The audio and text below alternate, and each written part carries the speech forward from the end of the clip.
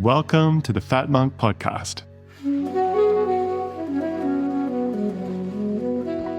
Tales of meeting an unorthodox Taoist and his friends amongst the mountains and waters of China. Written by Xiaoyao Xingzhe and read by Nick Dent.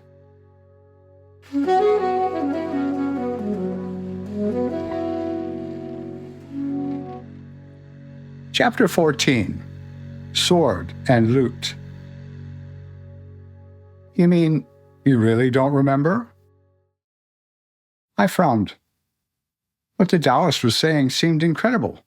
How could I forget a whole group session with Shijie, and one that the fat monk claimed was outstanding for its brilliance? The fat monk and I were sitting in the empty dining room of the monastery. Cook was across the table eating his early dinner, and in between bites, explaining what he'd meant earlier in the day when he'd brought up meat buns for the mind. When you are sitting quietly, Cook said, taking a bite, listening to your breath, chanting, or, he chewed and swallowed, repeating a phrase, often random chaotic thoughts will disturb you, breaking your peace like a barking dog out in the street. He gestured vaguely toward the outside of the monastery, his chopsticks grasping a flopping bit of green like a lion shaking prey. "Slow down," the fat monk said. "We'll wait." He turned to me and said, pointing to his tunic, "Last thing I need is sauce all over my newly washed clothes." Then he turned to Cook with an expectant look on his face. Cook took the last few bites and put down his chopsticks. "Okay, well, you know there are many ways to stabilize your mind," he said. "The goal is just to set all of your concentration upon one thing. I call this using a meat bun to strike the dog." He and the fat monk laughed together. Not very elegant phrasing, I know, but "I'm not sure it's completely original," the fat monk observed, pursing his lips. Cook looked offended. "Never said it was. In fact, I got it from the Chan monk Qigong." "I still don't get the meat bun for the mind part," I said. Cook turned to me and said, "Your mind loves chewing on things." "Not only the mind," the fat monk interrupted. Cook ignored him and continued. "So trying to get the mind to stop and be peaceful is a recipe for frustration. But if you give it something to chew on, something nutritious, something that occupies it and yet still points to the celestial, then underneath all that activity, the real self is working away, bringing about a realignment at the deeper levels." He moved his flat hand along the table. At a certain point in the alignment, the mind is able to calm down naturally and acquiesce. This is what is called a bringing together or harmony. Cook went on, "All your random, chaotic thoughts are the barking dog, and whatever you have been given to stabilize your mind, whether it's a phrase, a koan, a mantra, or a pattern in a story, all these things are the meat bun." He mimed throwing a meat bun to a dog. They occupy the doggy mind and shut it up, stopping the barking, while the real self goes about its business of aligning itself with reality. If the dog starts barking again, you just hit it with more meat buns. Finally, it gets full and goes away, and you are left in peace. At that point, you don't need to go on throwing meat buns. You can just stay quiet. I sat up and said, "So you stop reciting?" "If you are using the recitation to aim toward contemplation, yes, there are other uses for reciting. But what if the thoughts return? If the dog starts barking again, hit it with more meat buns." The fat monk was grinning, a faraway look in his eye. "But if the dog is not there, you don't need to keep throwing buns. You can pass from meditation into contemplation, from activity into stillness, from noise into quietness." I still had something that puzzled me. But people are always making such a big deal about the holy words or their secret mantra. If all you are doing is distracting the mind, why not just think about anything then, like poker, say, or your favorite TV show? Cook and the fat monk looked at each other. The fat monk said, "Several important reasons. The first is that your meat bun actually has to have meat in it. If the mind does not think it is important, you will not get the effect. Second, It's because you want the mind occupied with things that more or less reflect the celestial pattern and make it easier for your deeper self to align, not harder. I shook my head and frowned. But doesn't telling me this make it harder for it to work? If I know that the secret mantra is not earth-shatteringly important, won't I lose respect for it? Understanding how a tool works should not make you lose respect for the tool. And don't forget, the proper tool should be chosen precisely for its alignment with a greater reality. How do we know that's the case? Until you develop your discernment, you have to listen to others, especially your teacher. Otherwise, that this is far more perilous, fellow wayfarers more advanced than you. Classical texts are usually reliable, unless they have been used as instruments of conditioning by the culture, which is unfortunately not uncommon. I've never heard of anything like this, I complained. I have dumbed it down a little, Cook said, but it is there in the classical literature. Then he got up to go and inspect the preparations for dinner, and before long the place had filled with jostling, hungry Taoists. After Cook left, the fat monk had referred to Shijie's disquisition on the second chapter of the Dao De Jing, and I said I'd never heard it. Now he looked at me in puzzlement. But you were sitting right next to me that night. I shook my head. Sorry, it's gone if it was ever there. Sometimes I wonder about you, he said. He reached out and grabbed a kitchen assistant monk passing by and whispered in his ear. The monk glanced at me and nodded, then headed off toward the kitchen. Before long he'd come back, bringing a steaming bowl of sweet black sesame soup with tang yuan, which he set down in front of me. It was a favorite of mine, although I had not had it for quite a while. The fragrant scent of the sesame mixed with sugar and red rice wafted toward my nostrils, and I circled my spoon in the soup to cool it, nudging the white balls of sugared glutinous rice here and there. When was the last time I'd had it? Something stirred in my memory. As the flavor from the first spoon filled my mouth, I remembered. The fat monk and I had been at the market and were on our way to Shijie's vegetarian restaurant when he looked up and said, "Uh-oh, it looks like rain." I glanced up. Dark clouds were slowly rolling in from the east. The air smelt wet and had a crackly feeling to it. The change of light and darkened hue gave a movie-set appearance to the trees, the street, and the occasional vehicle passing. The first fat drops began to fall while we were still one street away.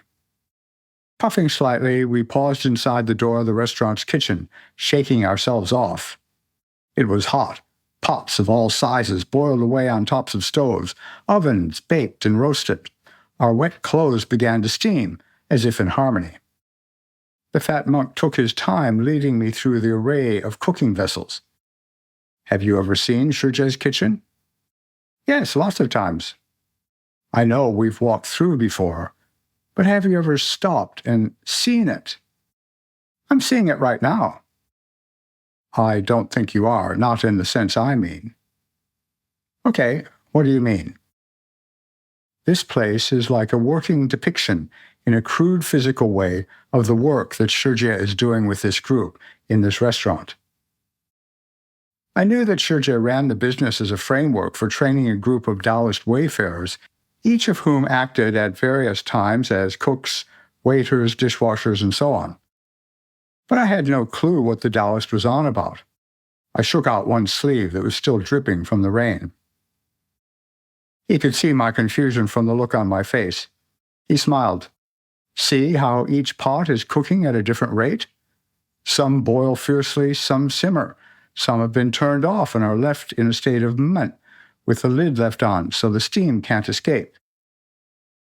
He gestured around. Some vessels here hold fermented substances. Some hold grains which have been grown with just the right amount of sun, soil, water, and air, and are then, at the right time, gathered, beaten to remove the chaff, cleaned, and stored in preparation, perhaps to be made into bread or noodles. He took his forefinger and drew a yin-yang symbol in a container of yellow millet that stood close by.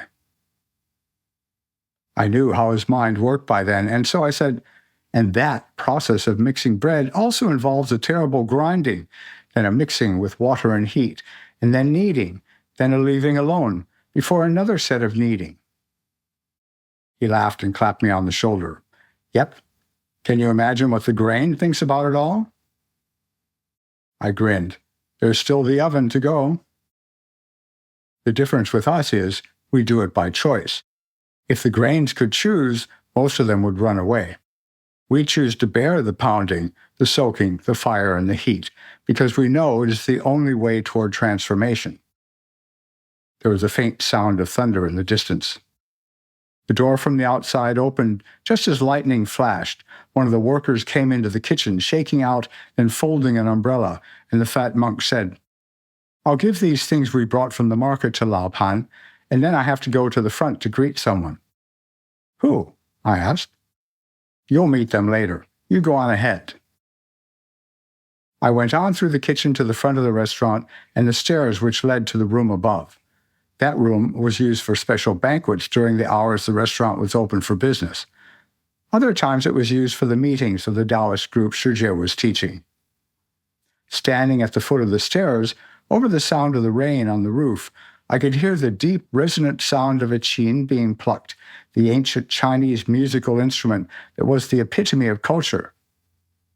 I also heard, muffled but distinct, clump, scrape, bump. I climbed the stairs and stopped just before the top. With my head on the level of the last step, I slowly peeped one eye around the edge of the open door that led into the room. It was Ling Ling playing the qin, while the tall girl Xiao danced with a sword. I saw her leap and twirl. The next instant, I found the tip of the sword not 2 inches from my eye. "Didn't your mother tell you it was impolite to spy?" Xiao said, standing up and sheathing the sword with a flourish. Ling Ling grinned. "He's always had his eye on you," she said, with a laugh in her voice. "He almost had his eye on my sword," Xiao said with a humph, and turning her back on me, walked to the other side of the room and propped the sheathed sword in a corner. I finished climbing the stairs, walked over to the qin, and said to Ling Ling in a low voice, "What's her problem with me? Whenever I show up, she just seems to get irritated." "She does complain about you a lot," Ling Ling agreed, "but you know what they say." She was interrupted when Xiao came over, sniffed, and said, "Don't play your qin to a wet dog." Ling Ling laughed. "I think the phrase is to a cow," she said. "Well, wet dog is what he smells like." She gestured around at the room. "Come on, we have to clear up. The meeting will start soon." She turned to me and said, "If you could be bothered, we could use your help." Then she turned and began to move chairs. Ling Ling and I moved a table into an alcove. Then I picked up some chairs and carried them over to Xiao. "What is it exactly that you don't like about me?" I asked. She looked at me. "I never said I don't like you." She straightened, eyes sweeping the ceiling.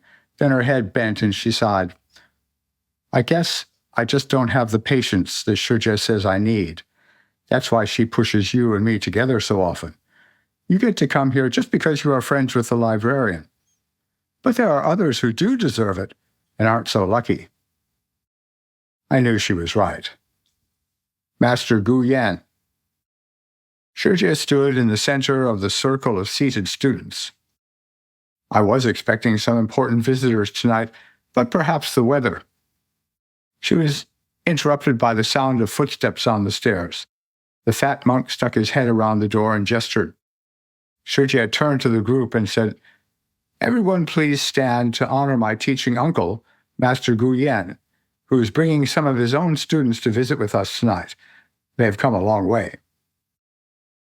Soon after, we could hear a troop mounting the stairs, and a group of young and middle-aged Taoists, all in dripping and bedraggled black robes, entered the room, followed by an older man with a white beard, who did not seem to be at all wet. He was in an old, gray, low-collar tong jacket with loose black trousers. At the top of the stairs, they spread out in a semicircle, with the white-bearded man in the center. Shijie led her group in bowing to the newcomers, and they bowed back, like a black swan dipping its wings. Then Shijie gestured for her students to find the visitors' chairs, and she and the fat monk went over, bowed again with their hands clasped in front of them, and spoke quietly to the old man. The old man nodded, and Shijie returned to the middle of the circle, motioned for everyone to sit, and then said, "Let us start, as always, by maintaining several minutes of silence while extending the deepest part of ourselves toward contact with that spirit that moves with the Tao." Everyone has an opinion. I'm not sure if it was the excitement of having visitors, but for the first time, I could really feel a sense of invigorating power grow with the silence. Then Shijie lifted her head and looked around. "Someone asked me not long ago," she said, "about the second chapter of Laozi's Dao De Jing. Because it is at the front of the book, many people assume that they understand it, and certainly anyone with the least interest in Daoism has read it or heard it. All of you, of course, know it by heart. But in fact, the second chapter of Laozi is often confusing for people," Shijie said. "Xiaojing, can you recite it, please?" The tall girl stood and began, "Tian xia jie zhi mei zhi wei mei." When everyone has an opinion about what beauty is, there is ugliness. When everyone knows for sure what goodness is, it is anything but good. And so, being and non-being give birth to each other. Hard and easy complete each other. Long and short give shape to each other. High and low overturn each other. Music and voice harmonize with each other. Front and back follow each other. In this way, sages deal with matters by not doing, and practice wordless teaching, working at 10,000 things without shirking, creating but not possessing, doing without grasping, accomplishing without identifying. Because they don't identify with the accomplishment, it never disappears. When she finished, there was silence, except for the patter of rain on the tiled roof. Many of the group had their eyes closed, having been listening intently. "The unity of heaven is flawless," Shijie said. "Once you start talking about beauty, you have introduced distinctions into the unity, and of course there is ugliness.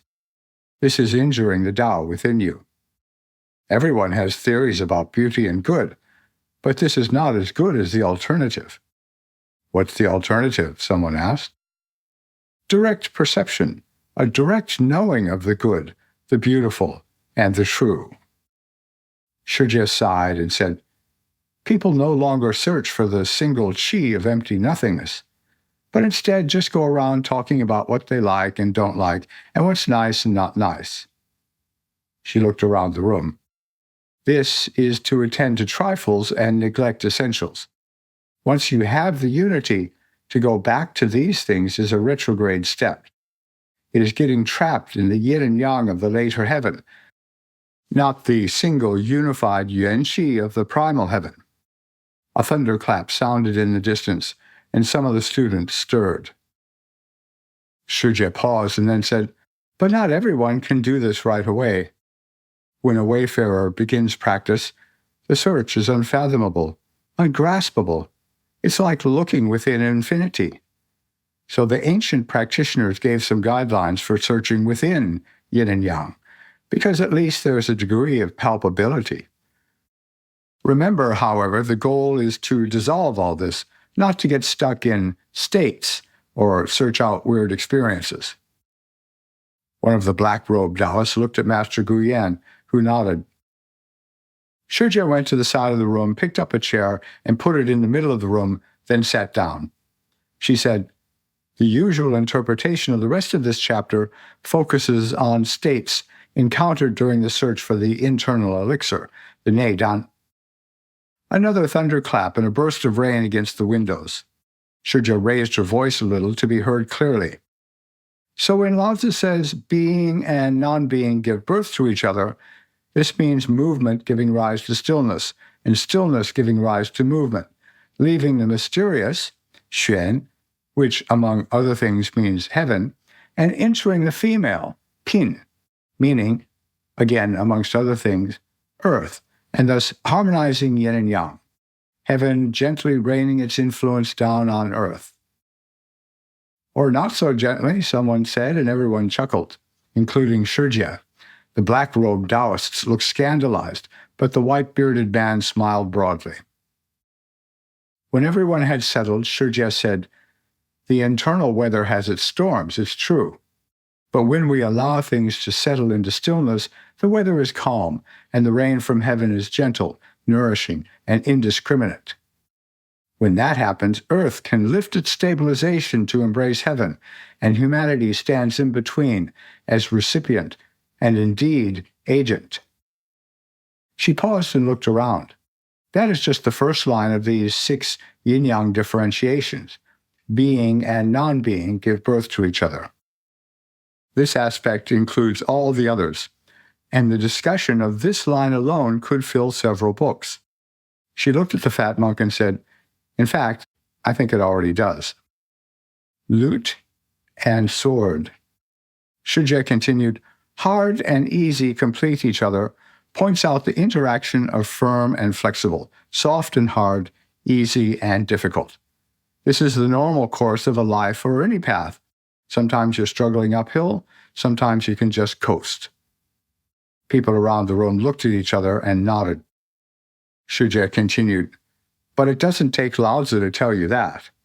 No, here it indicates the pattern of activity that we deliberately employ in our search, a period of intense activity and concentration, followed by a period of relative relaxation. We refer to this by the phrase lute and sword, qin jian." "But why?" Lingling asked. Her own lute stood on its end next to her, wrapped in its protective cloth. Shijie said, "The lute is an instrument of culture, gentility, and learning, so here it evokes the gentle and easy.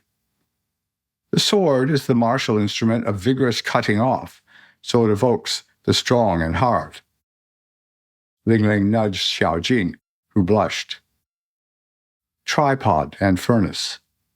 Shijie said, "This process is also one aspect of the alchemical huo, the firing process, a vigorous boiling alternated with a gentle simmering. We refer to this in the phrase tripod and furnace, ding lu. Sometimes, to make sure that a reader will register the idea of hard and easy completing each other, we will use the two phrases together, like this, ding lu qin jian."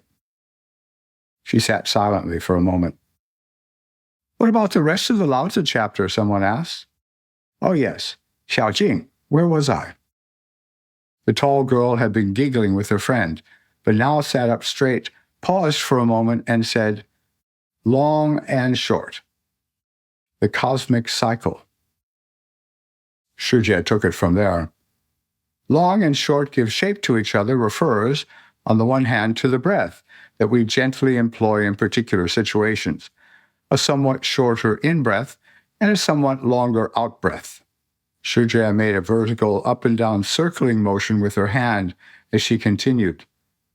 The phrase, however, also points to the Xiaozhouqian, the small cosmic circle, the qi circulating through the du and then the ren channels along the back and front.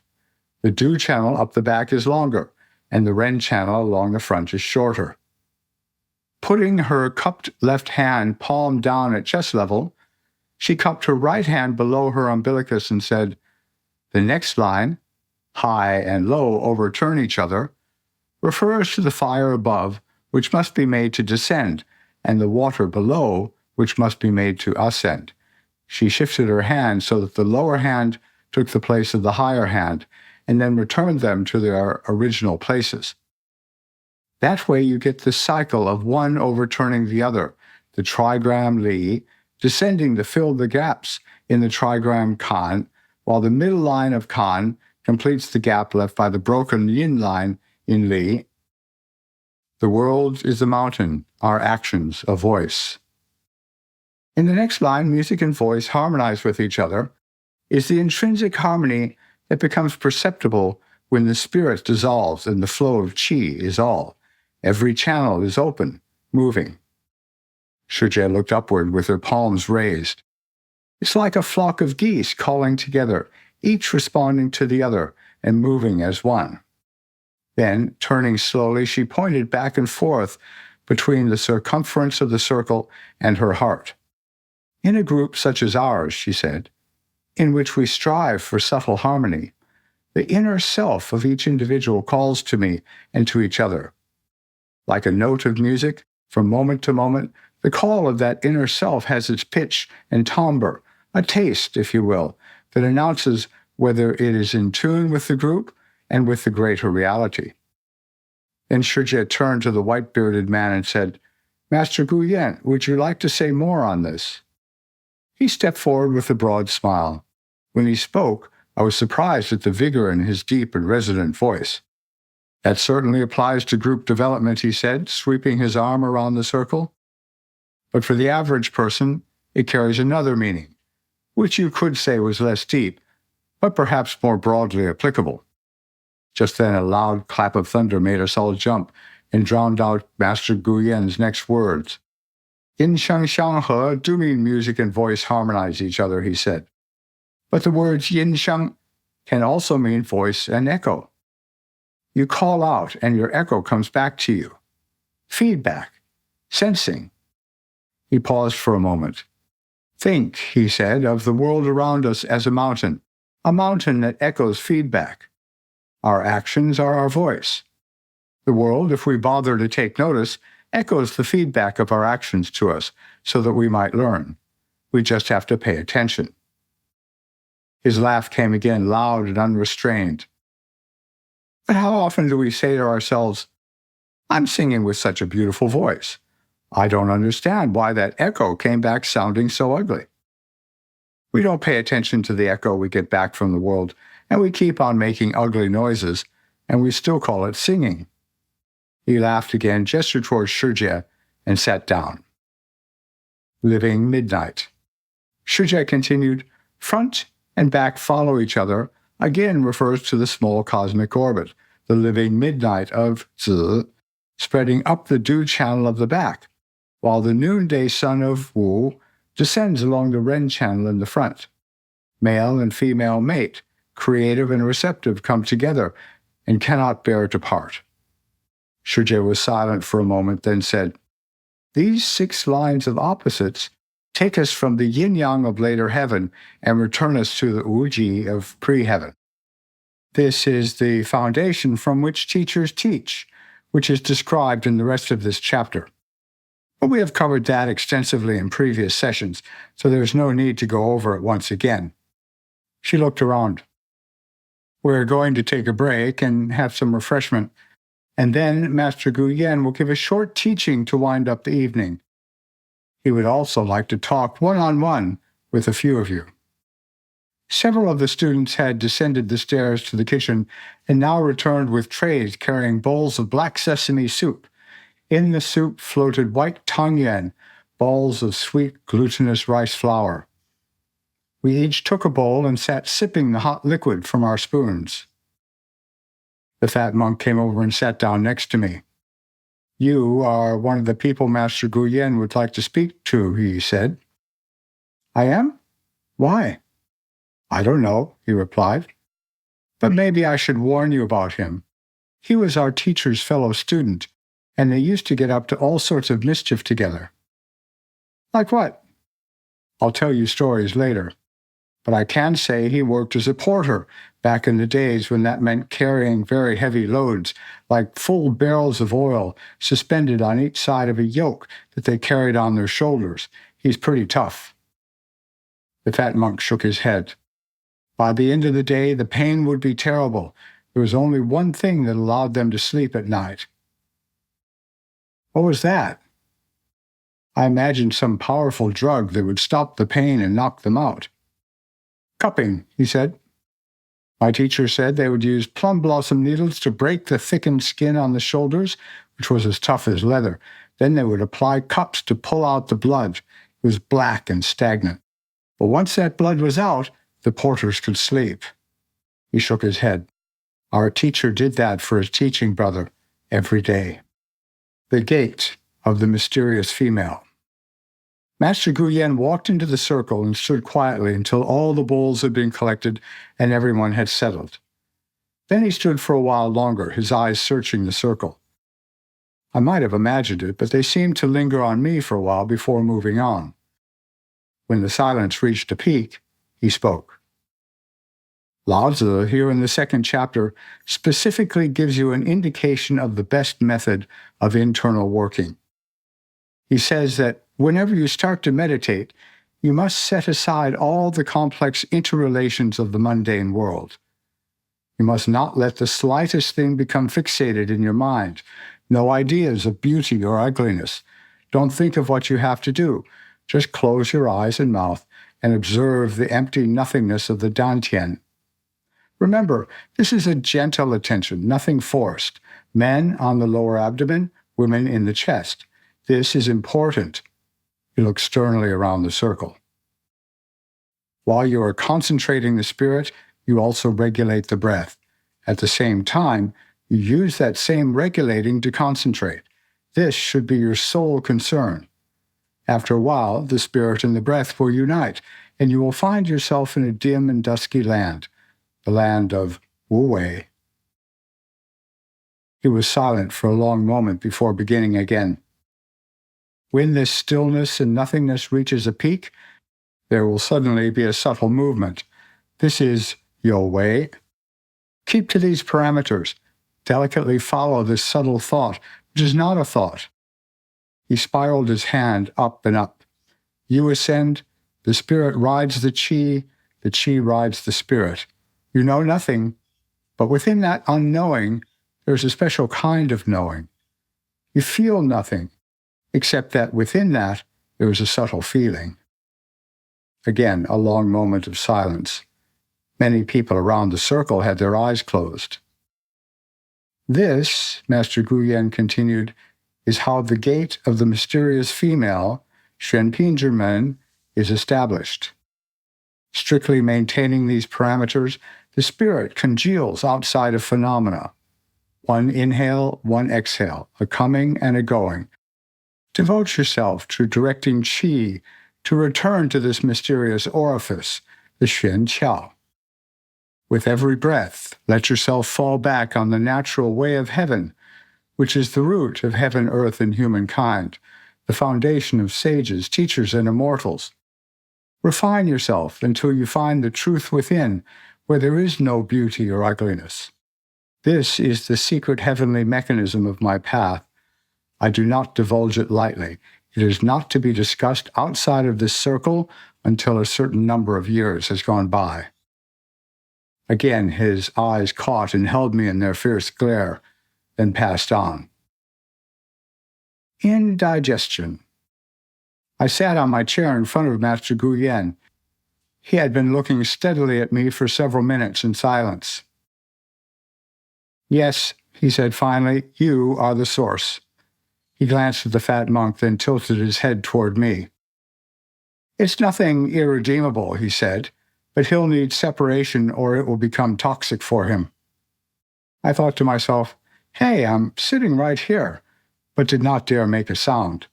The fat monk had warned me to be on my best behavior.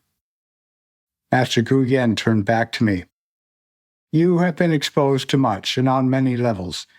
In some aspects, this has benefited you, but in far too many others, the basis was insufficiently prepared, and this material has been unable to be harmoniously processed. What do you mean? My voice was shaky. I rubbed my palms on my pants to get rid of the moisture. You have indigestion, he said. Spiritual indigestion. You need a period of time away from all thoughts of meditation, qigong, breathing exercises, mystical texts, and so on. So you want me to stop coming to the monastery for a little while? My voice was lighter. That was not too difficult. I could stay away for a couple of weeks, no problem. And what did you mean, I said, growing bolder, that I was the source? He laughed loudly. Jingxin runs her group well, like an orchestra, everything in harmony, everything in tune. He fixed me with his eyes. Except for a single piccolo, quite distinctly flat, out of tune. I had a bit of trouble distinguishing the origin of this discordant note. But I was the source? He nodded. Now, he said, lean forward just slightly. I did so, and he put his hands on either side of my face. I could feel a slight warmth on my temples. Look at me, he said. I did, and his eyes were a dark abyss. They held me fixed, my mind an empty and receptive chamber into which his voice echoed. Forget about this place and time. Go now, and do not come back until your heart once again reminds you that it is time to wake up. In the meantime, live a normal, happy life. Be kind to others. Allow this material to digest without disturbance.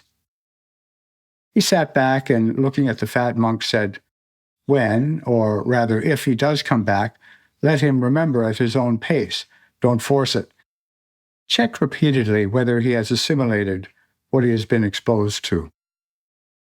Then he leaned forward and, putting his hands on the top of my head, said in a deep and sonorous voice, now pass from yang into yin. Let the descent of metal carry you into the silence of water. In stillness and quiet, let the warm germ of zi ferment like yeast slowly growing in dough. Do not return until the dough is ready for more kneading. Go now in silence and peace. And I stood up, left the restaurant, the town, and the country itself. It was years before I returned. Back in the dining hall. So that was it, I said. I could never seem to focus my mind on exactly why I had left. I just knew that I had to, and that coming back did not quite feel right. Yes, and when you still couldn't remember after all this time, I thought I'd better apply a little food therapy. What do you... Oh, the black sesame soup. Yes, not only would the taste and smell reach the deeper parts of your mind, the visual symbolism might awaken what you'd forgotten. Visual symbolism? I frowned. Then I realized what he meant. Ah, the black soup is the silence and quiet of water. Yes, he said, and the white balls of Tangyuan are the visual equivalent of zi, the single dot of yang within the depths of yin, the seed of living midnight from which yang grows once more. It's nice to be back, I said. Thank you for listening to the Fat Monk podcast, produced by Ben Thomas with music by Flora Carbo.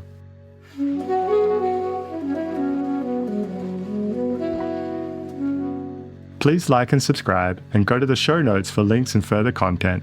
If you'd like to become a material supporter of the podcast, click on the coffee button at the bottom of the show notes.